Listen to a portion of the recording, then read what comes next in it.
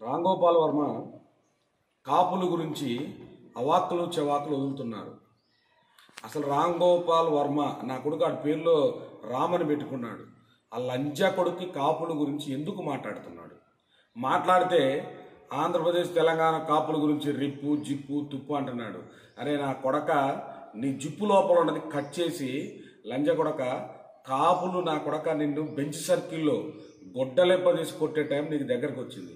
అదేవిధంగా కమ్మ సోదరులను రిక్వెస్ట్ చేస్తున్నాను, అట్లాంటి నా కొడుకుని మీ కమ్మ కొల నుంచి వెలవేయవలసిన అవసరం ఉన్నది.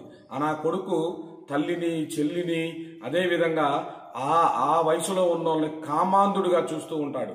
కాళ్ళు పట్టుకోవడం ఏళ్ళు పట్టుకోవడం. నా కొడుకు సిగ్గు శరం సీము నెత్తురు అనేది ఉండకూడదు.